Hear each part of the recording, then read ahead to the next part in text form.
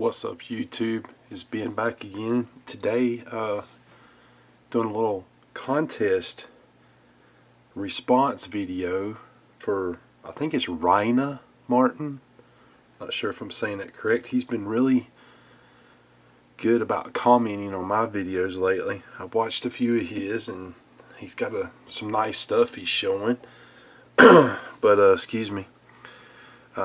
He's doing a 100 subscriber contest. I've actually been thinking about doing another one of those myself because I broke 900. I'd really like to get to 1,000. But he's just getting started, and you know, it takes some time to build up some subscribers. But I want to encourage anybody watching my channel to go check out his channel and give him a sub. In his video, he wanted to see some items that got you hooked on collecting. Unfortunately, one of these is from my childhood, and the other one is a representation of something from my childhood.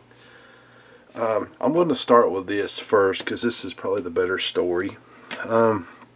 This is the 86 Leaf Fred McGriff.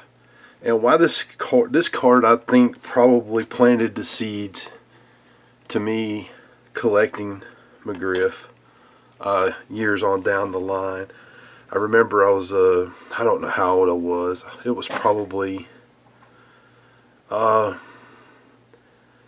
88 or so, maybe 89, somewhere around that era.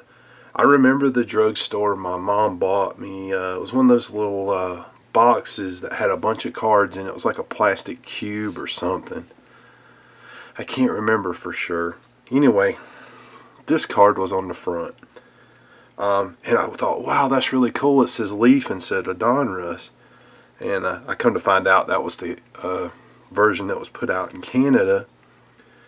And I know the kids at school always kind of shunned the OPG and Leaf cards, and God, if I only knew now. I knew then what I know now. I still believe that these and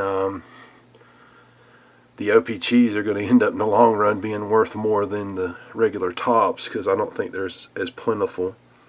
Plus they're a lot harder to grade, especially the OPG. But anyways, so yeah, I think that card planted the seed, because anytime I got her McGriff, it, you know, kind of, I was like, oh yeah, I got another McGriff. And I didn't really hardcore collect any body in particular back then. I did have a bunch of pages of Oral Hershiser at one time, but that was right after his really good showing in the World Series, whatever year. What was the year? Was it 88 or whatever? But memory well, it used to be. But anyhow, yeah, I think this card is what led me to following Fred McGriff's career and collecting him later on as I was an adult. This baseball I've had since I was probably, I am trying to think. I was probably in, sorry, I'm going blank here. What grade would I have been in when I lived in Chesapeake, Virginia?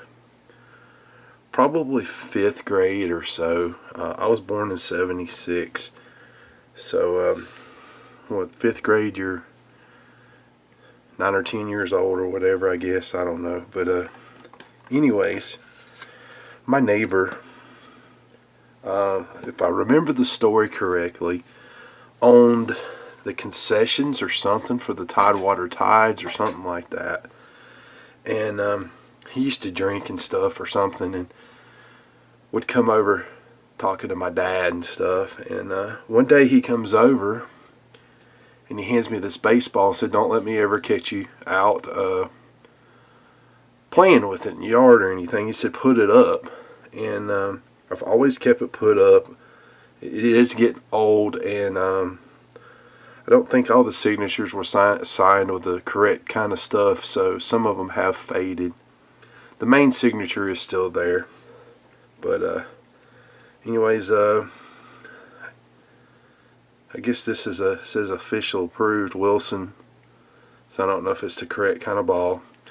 But I'll show the more faded stuff that I remember. Right here, it's got a little bit of a, says something. But Johnny Unitas signed it, which is kind of odd. Where's the other one? Right here. This one's got 3 different sports on it. It's really, really faded. But Gordie Howe signed it. But unfortunately, it's not much. According to, I've never had this authenticated. And where's my other signature? I was told this, but it's like in pencil, was Willie Mays. And I have seen his signature, and I wonder. But the main signature here that looks the best, except for the brown spot in the middle, is Joe DiMaggio. I think I've showed this ball before. But so 4 greats on the ball. Like I said, I've never had it authenticated, and I don't even know if they could tell on a couple of these. It's just a weird combination. I remember the guy's name was Robert, if I remember correctly, but you can see the ball starting to turn. But I've had it since I was 9 or 10 years old, and I'm 42, so it's been drug around. I didn't always have a case for it, so sometimes it was just in something wrapped up somewhere or in a drawer. So that's set me on a path, I'd say, as well. And I hope I'm still recording. My let me plug up here, guys. Sorry, this stupid camera is not lasting long. Sorry for shaky cam. But that's probably the 2 pieces that influenced my collecting the most. You know, I collected in the 80s through into the 90s. You know, of course, chased girls through high school and didn't really collect much. And about 99 or so, me and my dad got into ripping a bunch of boxes. I found a place down in North Carolina. I was buying a ton of wax boxes, and that was when Yahoo Auctions was still going. And I sold a ton of cards on there and bought a ton of cards, and I really hate that went away versus eBay, because it was free. I felt like it was a lot more fun. It was a little more Wild West because you were sending cash and checks and money orders and all that stuff. I mean, I had people taping quarters and stuff into envelopes to pay for what they bid on. It was crazy. But I was ripping a ton of stuff then. I wished I'd have gotten into grading back then and had learned that, but it was still kind of newer and was tougher to figure out.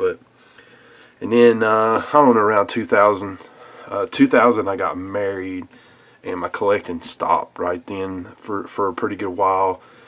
And in about 2012, I guess I'm kind of giving the history of my collecting as well. About 2012, I decided I wanted to, actually, I'm a big wrestling fan. I started, if you watch some of my early videos, they're mostly wrestling breaks. I was picking up some of that, and I got into the Garbage Pail Kids, and I wanted to get stuff like non-sports sets from when I was a kid. And I kind of went right back into baseball after that. So I still have that non-sport feel of where I want to get into that some more here lately, and my wrestling stuff, as you've seen from some of my recent pickups. But with my card collecting and this hobby, these are the kings here, these 2 items. I wish I still had the original card, but I don't have any of my cards. My mom found like a case, my He-Man or something. It was a generic case, would have been in when I was a kid. She found it under her bed or something, and it was full of baseball cards, and they were mine, and I went through them, and it was all commons. And unfortunately, my mom and stepdad smoked, and they just reeked, so ended up throwing them out because there was nothing but commons, and they were beat up because I was a kid going through them and stuff. But anyway, check out Reina Martin's channel. Go subscribe. Thanks for the contest, and thanks for watching, guys. Take care.